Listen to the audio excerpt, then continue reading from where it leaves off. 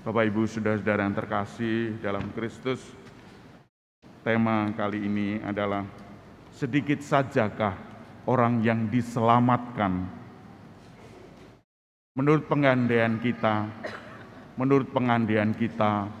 bahwa karena baptis kita menjadi anak-anak Allah. Kalau kita anak-anak Allah, kita ahli waris surga. Dan kita semua boleh menghadap kepada Bapa dengan mulus, dengan tulus. Kita semua diselamatkan. Ini menurut baptis kita. Bapak Ibu saudara-saudara yang terkasih, tetapi Yesus ingin menunjukkan satu syarat bahwa kita harus lebih baik daripada orang-orang lain. Kalau hanya begitu saja baptis sudah cukup, kita diselamatkan. Tetapi supaya kita lebih unggul daripada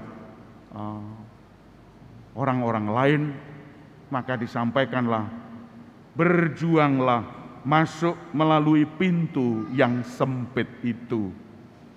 Pintu yang sempit itu pintu yang mepet, yang tidak bisa dilalui dua. Hanya satu orang, satu saja sudah kangelan, sudah kesulitan, harus dilalui itu. Dan kita banyak orang berjubel di depan pintu. Bagaimana kita masuk ke situ? Ini adalah perumpamaan bagi kita bahwa kita harus lebih melebihi orang-orang lain. Hidup keagamaan kita harus melebihi orang lain. Derajat kita harus melebihi orang lain. Kita memang biasa melakukan hal ini. Biasa melakukan hidup sehari-hari. Tetapi harus lebih. Bapak Ibu saudara-saudara yang terkasih, saya teringat akan kejadian 98 di Jakarta. Bagaimana semua kena musibah, hampir semua. Lalu ada satu toko yang besar, toko Jogja. Toko Jogja diserbu oleh penjarah-penjarah ini. Dia kuras habis, tapi tidak tahu bahwa di atasnya lantai 3 itu terjebak orang banyak. Akhirnya karena dibakar, gupuh, lalu mati semua. Mengapa orang sampai ke dalam? Karena orang ikut-ikutan menjarah. Wong bukan barangnya, wong bukan miliknya. Mengapa menjarah? Mengapa menjarah? Karena ikut-ikutan. Disadari atau tidak, ini adalah kejadian.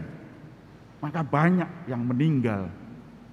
Bapak Ibu saudara yang terkasih, ini salah satu contoh untuk melihat bagaimana kita ikut-ikutan dengan teman-teman.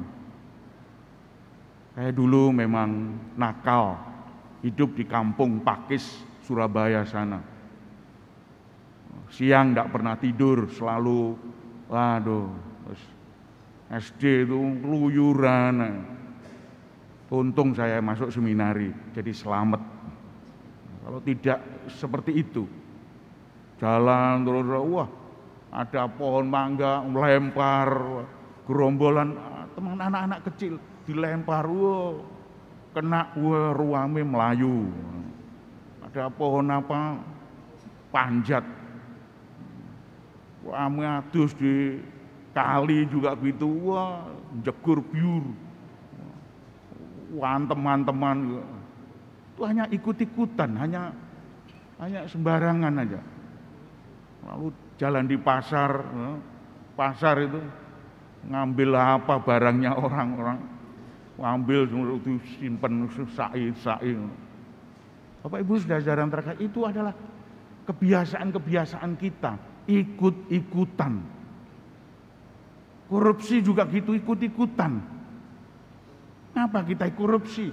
Bukankah kita sudah punya gaji sendiri-sendiri? Mengapa masih korupsi? Alasannya ditekan istri, ditekan suami, untuk ditekan kebutuhan-kebutuhan untuk macam-macam kalau alasan. Kita membunuh saudara-saudara kita ikut-ikutan. Bapak Ibu saudara yang terkasih, prinsipnya kalau ikut-ikutan, kita tidak berpikir kritis. Kita hanya mengikuti naluri kebinatangan kita. Temannya ikut itu, ikut. Temannya ikut. Tidak berpikir panjang. Merugikan atau tidak, orang lain merugikan, tidak peduli. Bapak Ibu saudara yang terkasih, banyak hal-hal yang dapat kita lakukan. Gerakan roh. Gerakan roh itu santai. Kebiasaan-kebiasaan kita lalu kita lakukan. Mandi, sekolah, belajar, dan seterusnya. Kalau orang-orang tidak melakukan itu, ya itulah. Mau mandi, mau sekolah, diuju-ujui oleh orang lain, teman lain, ayo, alah geopo sekolah, untuk apa sekolah?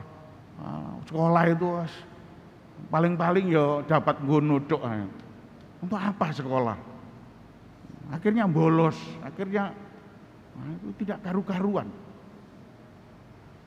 Dan kita semua mengikuti hal itu. Itu semua bagaimana pergaulan kita sehari-hari tetap tidak kondusif. Pergaulan sehari-hari kita menunjukkan ke jurang. Laluilah pintu yang sempit. Tolaklah itu.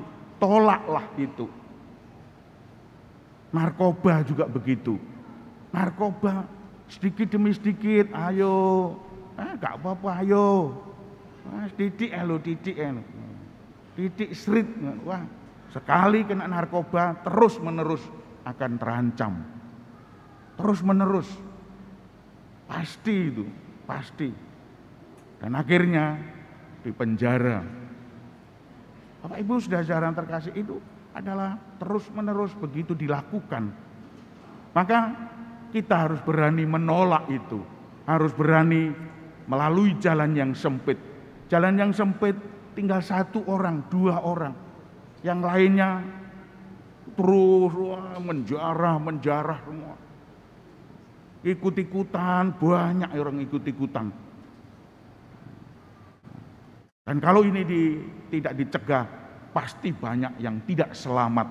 Meskipun dia sudah baptis, meskipun dia sudah anak-anak Allah, meskipun ahli waris surga. Kalau dia bertindak seperti itu, ikut-ikutan, sembrono, pasti mengalami jurang, masuk ke lubang jarum, lubang jurang yang dalam, Sheol. Bapak Ibu saudara yang terkasih, maka apa yang disarankan dalam benak bacaan kedua tadi, hai anak-anakku, tidak ada orang, kalau dia anak, tidak ada orang yang tidak dididik oleh orang tuanya. Orang tua pasti mendidik. Suara hati kita mendidik kita menuju kepada hal yang baik. Laluilah jalan yang lurus. Jalan yang lurus ini jalan yang bagus. Jalan yang menuju kehidupan kekal. Jalan yang lurus ini. Maka kita pun juga mengikuti jalan yang lurus. Tidak ikut ke sana, tidak ikut ke sini. Gak melebu, gak sekolah, bolos saya. Wah, nyontek. Yang lainnya juga nyontek. Nanti saya dapat nilai jelek. Ayo nyontek. Wah, ditulisi, buku-buku ini tulisi, awake ditulisi. Jadi contekan, melaku contekan. Bapak Ibu, mengapa sampai seperti itu? Itu karena kebiasaan-kebiasaan kita mengikuti orang lain. Kita melalui jalan yang lurus, teruslah. Kalau kita tidak berkepentingan dengan itu, ya tidak usah. Maka saya sering mengalami hal yang riskan bagi kita, yaitu kalau mobil kita itu diserempet orang. Mau buat apa? Di tengah-tengah keramaian mau berhenti, tobruki sana kemari. Mau minggir, dia lari. Mau buat apa? Ya sudahlah. Kalau saran saya, ya sudahlah. Mobil barang dunyo keserempet biasa. Maka jangan mahal-mahal beli mobil itu. Serempet, waduh, Ferrari, Mercy, Kijang ngono ae, Kijang, Innova dan Bapak Ibu sudah jarang terkasih. Kita sudah hati-hati, tetapi orang lain yang sembrono mengendarai mobil.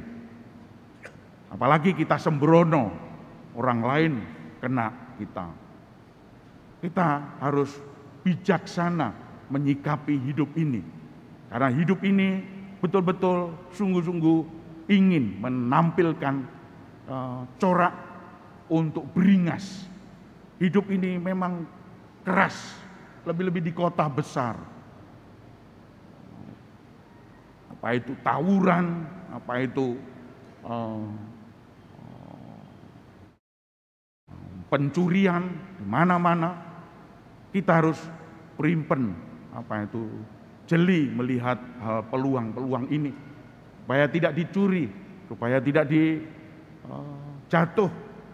HP kita simpen dengan sebaik-baiknya, kita selerekan, supaya tidak terjebak dalam kesulitan-kesulitan kita. Kita harus teliti untuk mengganti hal-hal yang bagus. Maka saudara-saudara yang terkasih, kita harus siap sedia menghadapi tantangan-tantangan semacam ini. Karena tantangan ini hanya untuk diri kita di dunia. Karena di dunia ini serba tidak tentram. Tidak mungkin kita di dunia tentram. Tetapi percayalah bahwa Tuhan akan menyertai kita, mendampingi perjalanan hidup kita. Kalau kita berjalan di jalan yang lurus, kita mempunyai Bapa yang selalu membimbing kita dengan rohnya, maka kita pun juga diingatkan. Sekali diingatkan harus sadar, oh iya, enggak,